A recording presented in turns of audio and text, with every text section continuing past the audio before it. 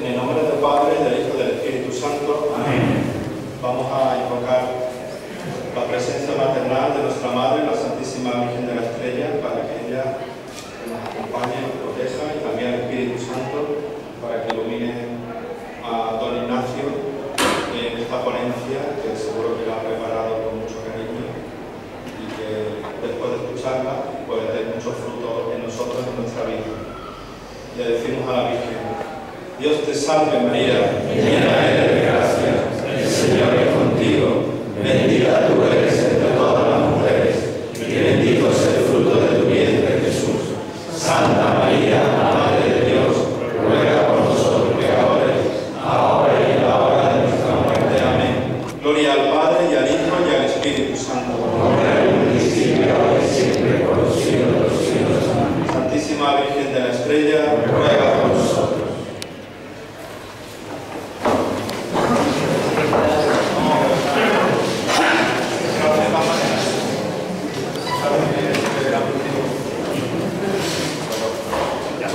Me acaba de decir Ignacio que es un párrafo porque él se lo ha comprado, pues entonces parece que las cosas se van conjugando para que tengamos una noche magnífica.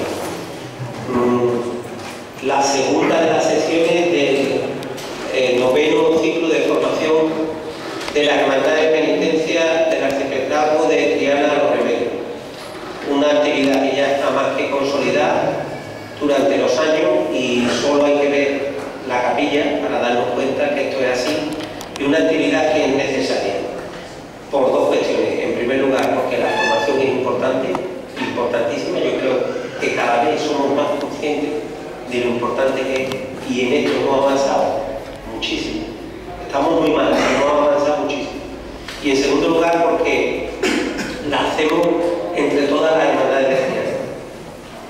Y yo hoy tengo que decir lo alegre que estoy, porque como una muestra más de la unidad de toda la hermandad de Triana, pues venimos todos los hermanos mayores de la sede del COF, del Centro de Orientación Familiar, y allí todos juntos pues hemos firmado un manifiesto a favor de la vida,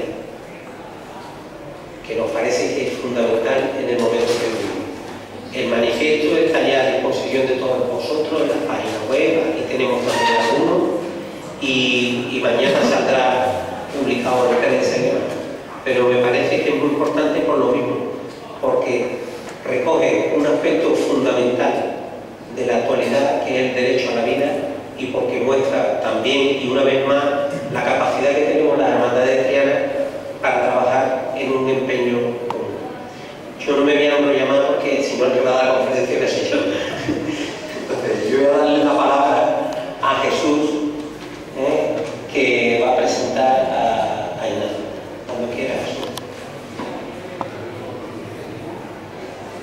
Buenas noches a todos y agradecido por vuestra presencia. En primer lugar, me gustaría dar un recuerdo para el padre Ignacio, que falleció recientemente, y creo que es la primera vez que se pone de cara al público tras ese luctuoso acontecimiento, y agradecérselo, y las condolencias a la hermandad de Triana, por supuesto, por ese acontecimiento.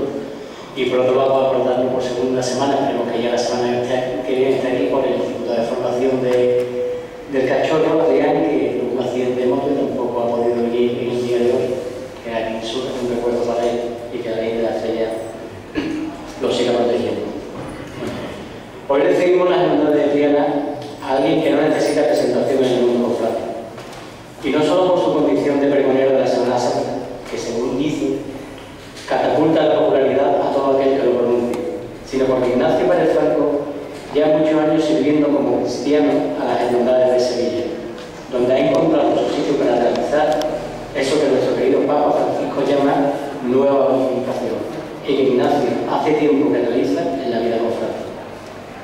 Los grandes responsables de este compromiso cristiano, y también de su trianismo, son sus padres, que decidieron que naciera en el barrio de Triana, y que fuera nuestra querida parroquia de Lago el lugar elegido para que abrazara la fe cristiana. Comenzó su formación personal y cristiana en el ámbito familiar y, como no, en su querido colegio de los Salesianos de Triana.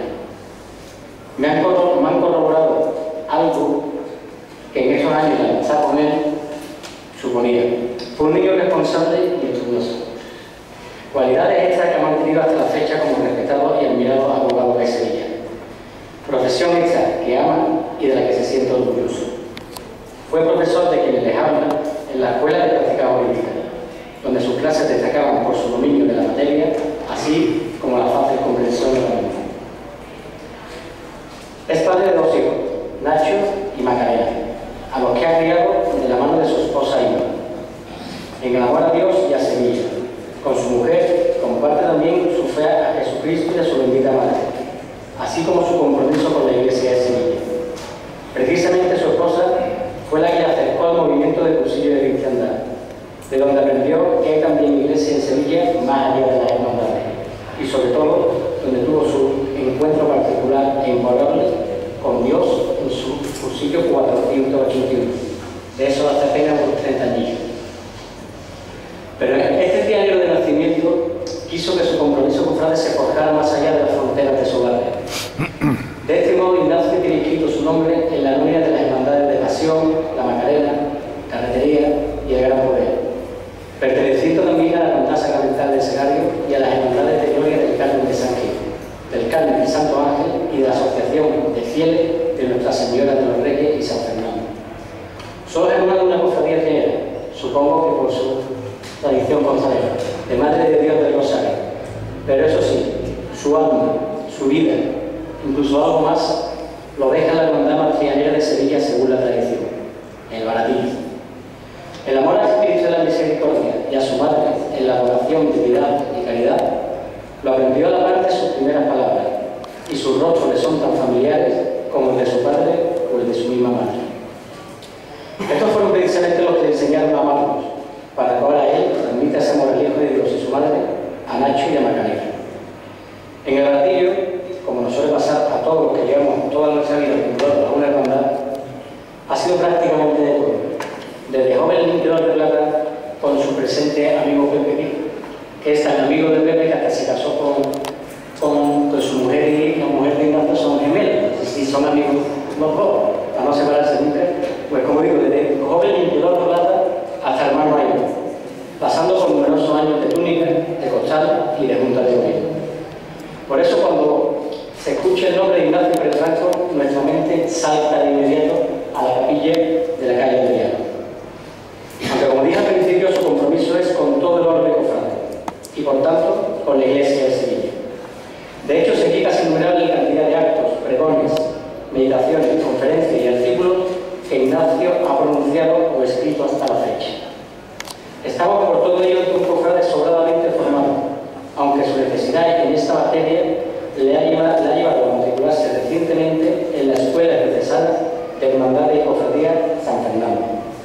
Por tanto, hemos considerado que es la persona idónea para que nos hable del papel corresponsable que el Concilio Vaticano II nos otorgó a los laicos en la Iglesia, no ya solo por su conocimiento, sino también, o sobre todo, por su testimonio como laico comprometido con la Iglesia, que recordemos es el cuerpo místico de Cristo. Ese testimonio de vida cristiana cofrade al servicio de la comunidad que Ignacio ha labrado durante su vida no es más que espejo de los mandatos conciliares, y es el que me encantaría que también nos dejase introducción. Por último, solo desearte que los santos patrones sevillanos, orgullosos portando nuestro escudo futbolístico, te ayuden en tal empresa.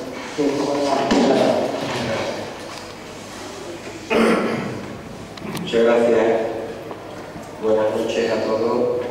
Saludar en primer lugar al reverendo padre párroco de la iglesia de la O, donde, como bien ha dicho primero el hermano mayor y después mi querido amigo Jesús, pues recibí las aguas del bautismo. O sea, uno nace a la fe en algún sitio, pues yo nací en esa capilla bautismal de la parroquia de la O tan preciosa, que me decía a su vez muy cerquita de Jesús Nazareno y de la Virgen de la O. Agradecimiento a todas las hermandades de Triana, agradecimiento y felicitación también, porque buscar iniciativas que aúnen a colectivos como son las hermandades siempre son iniciativas plausibles, ¿no?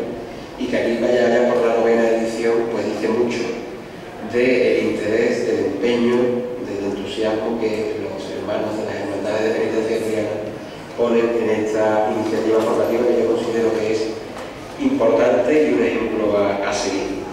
Agradecimiento al hermano mayor de la Hermandad de la Estrella, la Junta de Gobierno, que nos acoge en esta su casa, y por supuesto a mi querido amigo Jesús, que ha gozado una presentación la verdad que bastante emotiva, pues los pocos momentos que pueda tener el ponente, ¿no? Pues conferenciante, como lo queráis llamar. Y por supuesto muchas gracias por el recuerdo que ha tenido para mi padre, que quiso la providencia que después de muchos años por distintos barrios de Sevilla, los últimos años de su existencia lo viviera aquí en Triana, muy cerquita de esta capilla, ahí junto a la calle Pureza. Dicho esto, a todos ustedes gracias por vuestra asistencia y espero no defraudar, porque la verdad es que, como el refranero dice que de expectación por día de decepción, espero que no sea así. Yo hablo en términos taurinos porque también tengo un ramalazo taurino por mi hermandad del Baratillo. Espero estar a la altura de las circunstancias y que esta reflexión, porque a mí me gusta llamar a este tipo de intervenciones reflexión, porque conferencia me parece excesivamente académico y charla me parece excesivamente informal, que esta reflexión pues sea provechosa para todos nosotros, empezando por el que os habla, de cara a esa labor permanente de formación. Como bien decía el hermano mayor, es una necesidad de todos los cristianos y de los cofrades en particular, sobre todo aquellos que ostentáis puestos de responsabilidad. Cuando se me invitó a este acto, pues claro, lo primero que hice fue preguntar, bueno, ¿de qué trata o de qué queréis que trate la intervención, ¿no? Y se me habló del Concilio Vaticano II, porque eran las directrices que en cierto modo había marcado también don Antonio Calero, que digamos que ha marcado este año la pauta, ¿no?, de lo que tiene que ser el contenido de las distintas charlas formativas de este noveno ciclo de formación. A mí al principio me parece un tema súper interesante.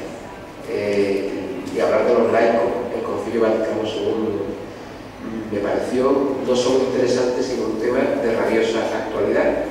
Y uno pudiera pensar, bueno, ¿cómo puede ser actual algo que sucedió hace ya más de 50 años? Pues bueno, precisamente por eso es actual, porque quizás todavía no hayamos asimilado o todavía no hayamos puesto plenamente en práctica toda la doctrina que emanó de aquel concilio que, en palabras de algunos teólogos, ha sido el acontecimiento de la Iglesia Católica más importante que ha habido desde el Concilio de Trento, que fue en el siglo XVI. O sea, han tenido que pasar unos cuantos de siglos para volver a tener ese acontecimiento de gracia que fue el Concilio Vaticano. Pero seguidamente, cuando me pongo a hablar en el tema y a prepararlo y a reflexionar, pues la verdad que me entró un poquito de zozobra, porque a poco que uno estudie, que indague, que se meta en profundidad sobre esta materia, pues se da uno cuenta de que es compleja, de que es una materia que requiere de estudio y sobre todo que es una materia que requiere también de mucha reflexión y de mucha oración personal. Pero bueno, vamos a intentar estar como decía al principio, a la altura de las circunstancias. Decía hace un momento que el tema del concilio es un tema de rabiosa actualidad, porque la lectura y la asignación de los documentos del concilio por distintos sectores de la Iglesia pues se ha señalado acertadamente, ahora con la perspectiva que da el tiempo, que en cierto modo se hizo una interpretación de esa doctrina en clave de ruptura. Había sectores que entendían que el concilio había marcado un punto de ruptura deliberado por un pasado católico demasiado aferrado a la tradición, y en este sentido, pues uno de los blancos de quienes así pensaban fue precisamente la piedad popular, la religiosidad popular. Y a los que ya son un poco más mayores, basta recordar pues los años difíciles que vivieron las hermanas y cofradías en los años 60 y los 70. Y en el extremo opuesto también estaban quienes pensaban que el concilio había sido un tremendo error, que había que olvidar cuanto antes y que había que seguir por un proceso de regeneración católica, de restauración católica. Evidentemente, ni una cosa ni la otra. Yo que soy, me confieso, pues admirador y ya devoto de Juan Pablo II, a mí me pasa con Juan Pablo II, no sé si a ustedes pasará como con Solange de la Cruz. Yo lo de Santa Ana me cuesta trabajo decirlo. Yo lo de San Juan Pablo II, Juan Pablo II, que preside también esta noche, pues como me he criado, digamos, en la fe durante su pontificado, me tengo una admiración especial, igual que a su sucesor, a Benedicto XVI. Pues San Juan Pablo II, que tendremos tan cerquita hoy, decidió tomar como programa de su pontificado precisamente la aplicación del Concilio Vaticano II, a su entender, como decía antes, el acontecimiento católico más importante desde el Concilio de Trento en el siglo XVI. ¿Cómo debe entenderse, por tanto, el Concilio Vaticano II entre esas dos visiones ciertamente rupturistas? Pues la respuesta la encontramos en el Sínodo de los Obispos que convocó Juan Pablo II en el año 1985. Decían los padres sinodales que el Concilio Vaticano II debe entenderse en términos de continuidad, es decir, se trata de hacer una reforma mediante la recuperación y la renovación. Es lo que después, más adelante, vino a decir Benedicto XVI como una novedad en la continuidad, hasta el punto que desde el punto de vista técnico, teológico, se ha dicho que el padre de la hermenéutica de la continuidad fue el Papa Benedicto XVI. El punto de vista acerca de la práctica de la fe cristiana que se había gozado en el Concilio Vaticano quedaba, y esta era la conclusión principal que iluminaba todo el magisterio de Juan Pablo II para acá, dentro de la tradición teológica y espiritual de la Iglesia Católica. Decía el cardenal Damians, al terminar el sínodo del año 1985, una frase que lo resumía todo: la Iglesia es la misma en todos los concilios. El sucesor de Juan Pablo II, Benedicto XVI, también insistió en la línea marcada por su predecesor cuando convocó, no hace mucho tiempo, y ustedes lo recordarán, el 11 de octubre del 2012, el Año de la Fe, y lo hacía haciéndolo coincidir con el 50 aniversario de la apertura del Concilio Vaticano II y el 20º aniversario de la promulgación por el Papa Juan Pablo II del Catecismo de la Iglesia Católica por medio de la Constitución Apostólica Fidei et Deposito. Digamos, un poco, me gustaría centrar el tema en la importancia del Concilio Vaticano II y por qué el Concilio sigue siendo un tema de actualidad. Lo es, porque está presente y, digamos, es inspirador del magisterio pontificio desde Juan Pablo II hasta actualmente el Papa Francisco. Y ahora vamos a entrar en el terreno de los laicos, una vez sentada esta base. Lo primero, ¿qué significa la palabra laico? Podríamos preguntar, porque hoy día basta con encender la televisión, con leer los periódicos, con poner la radio, la palabra laico aparece con muchísima frecuencia. Un Estado laico, una enseñanza laica, ya lo último que quedaba por hoy, unos funerales laicos, una iniciación a la vida civil laica.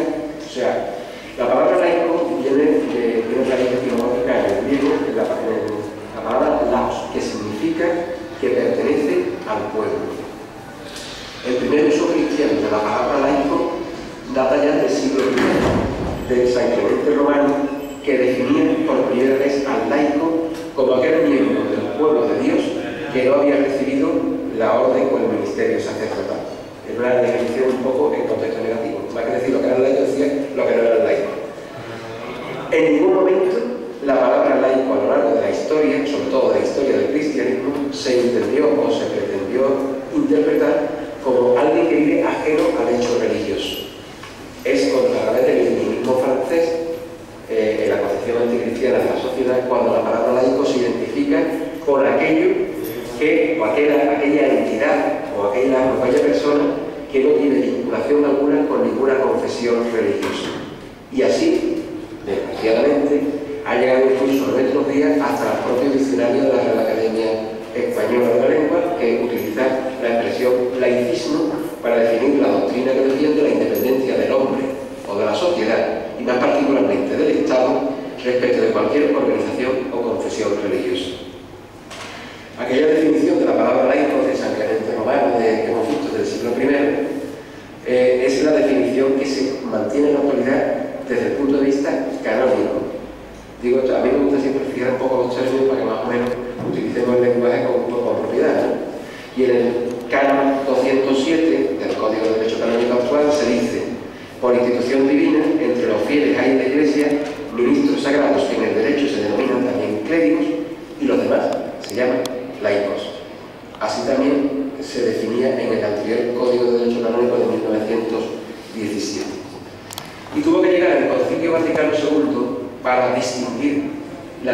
noción canónica, la noción teológica o la noción tipológica del laico. Lo hace en la Constitución Lumen Gentium en el número 31. Me van a permitir ustedes que la cite textualmente porque es sumamente esclarecedora y además de una claridad meridiana. En cierto modo, sobre esta definición va a gravitar toda la reflexión que vamos a tener esta noche. Decía la Lumen Gentium: con el nombre de laico se designan aquí todos los fieles cristianos, a excepción de los miembros del orden sagrado y los del Estado religioso aprobado por la Iglesia. Es decir, los fieles en cuanto incorporados a Cristo por el bautismo, integrados al pueblo de Dios y hechos partícipes a su modo de la función sacerdotal, profética y real de Cristo, ejercen en la Iglesia y en el mundo la misión de todo el pueblo cristiano en la parte que a ellos corresponde. Es una definición, insisto, teológica más que canónica. O sea, son fieles incorporados a Cristo por el bautismo, o somos fieles hechos partícipes a su modo, al modo de los laicos, de la triple función de Jesucristo sacerdotal, profética y real, y sobre todo un elemento que nos define, que vivimos en el mundo.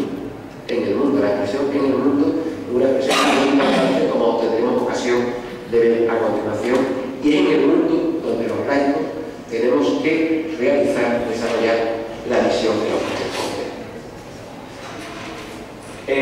La Lumen Gentium utiliza una expresión muy bonita para definir a todos aquellos que integramos el pueblo de Dios, y una definición, una palabra que vale tanto para los laicos como para los miembros que están consagrados como sacerdotes, presbíteros, o para los que pertenecen a los institutos de vida religiosa.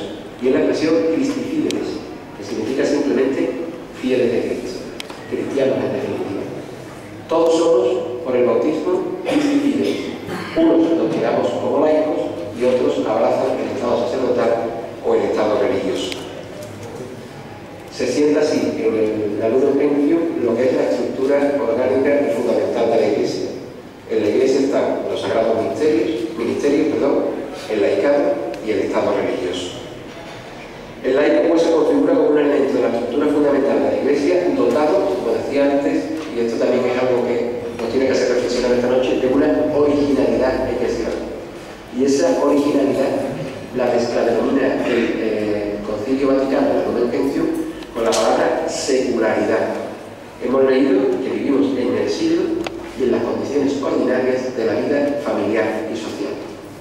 El castellano, como una lengua tan rica, utiliza una palabra que a nosotros nos gusta, con la que nos sentimos plenamente identificados, que es la palabra seglar. La palabra seglar viene de siglo. Por eso nosotros vivimos en el siglo, no estamos apartados del mundo, sino que estamos en el mundo. La gran novedad del Concilio Vaticano II con relación a los laicos fue que situó al laicado en una situación que no siempre había tenido en la historia de la Iglesia. No vamos a hacer aquí un recorrido por toda la historia de la Iglesia, porque sería pues, objeto de otra conferencia, incluso de un ciclo completo. Pero al cierto es verdad que en un principio se pensaba que la tarea pastoral de la Iglesia única y exclusivamente correspondía a los clérigos, y que los fieles laicos, los no clérigos, éramos una especie como de cristianos de segunda fila. De hecho, se decía que los que tenían vocación cristiana eran los que habían abrazado bien la vida religiosa o bien la vida sacerdotal. De hecho, habréis escuchado de vuestros padres o de vuestros abuelos una expresión coloquial que decía: menganito es muy cristiano, tiene vocación, y la vocación rápidamente se enfocaba a que iba a ser sacerdote, y no era necesariamente así. Si repasamos un poquito el magisterio pontificio, nada más que del siglo XX, nos daremos cuenta la evolución que ha experimentado la figura del laico a lo largo de todos esos años. En principio, el primer papa, que estuvo muy poco tiempo, en el siglo XX, León XIII, sí participaba, digamos, de esa doctrina, que era la común en la Iglesia entonces, de que el laico era un mero cooperador, colaborador de la jerarquía, que era quien tenía o quien asumía de manera exclusiva la labor del apostolado, lo que se llamaba el apostolado jerárquico. Después vino, de León XIII, San textual de una encíclica de San Pío X del año 1906, la encíclica Vehementia Nostra, que describe perfectamente lo que estoy diciendo. Cuando ustedes la escuchen dirán que ese mensaje hoy día sería imposible de asumir por los fieles laicos. Decía lo siguiente: la Iglesia es el cuerpo místico de Cristo, cuerpo regido por pastores y doctores, sociedad de hombres, en el seno de la cual hay jefes que tienen poderes plenos y perfectos para gobernar, enseñar o juzgar. De aquí resulta que esta Iglesia es, por esencia, una sociedad desigual, es decir, una sociedad que comprende dos categorías de personas: los pastores y el rebaño, los que ocupen un lugar en los diferentes grados de la jerarquía, y la multitud de fieles. Estas categorías son de tal modo distintas entre sí que solo en el cuerpo de los pastores reside el derecho y la autoridad necesaria para promover y dirigir a todos los miembros hacia el fin de la sociedad. En cuanto a la multitud, no tiene otro deber que el de dejarse conducir y, como dócil rebaño, seguir a sus pastores. Imaginaos si alguien intentara poner en práctica hoy día en el laicado esta concepción, pues sería un auténtico cargo. A pesar de todo ello, Pío X, que fue elevado a los altares, sabéis que San Pío X forma parte del santoral católico, llegó a declarar en una entrevista que hicieron en una revista francesa en el año 1903, fijaos qué curioso, decía que lo más necesario en una iglesia es que en cada parroquia cuente con un grupo de laicos que sean verdaderos apóstoles. Parecía algo contradictorio, pero el pensamiento oficial, digamos, la doctrina oficial era esta. Este concepto trascendió al primer Código de Derecho Canónico y en esta línea se conoció también su sucesor Benedicto XV, si bien este amplió un poquito más el espectro de actuación de los laicos, siempre como menos delegados del apostolado de la jerarquía, porque fue quien le dio más impulso al movimiento de acción católica. Aquí se utiliza en los documentos de Benedicto XV, al referirse a los laicos, la palabra participar. Participar no es otra cosa que formar parte en algo que hace otro, no es aportar nada propio. Así se llega a Pío XII, que tiene una encíclica que es fundamental, que es sobre el cuerpo místico de Cristo, que es donde por primera vez se afirma de manera rotunda que los laicos son iglesia. Entrar a formar parte de la iglesia y su misión es por designio directo de Dios y no una mera actividad derivada del apostolado de la jerarquía.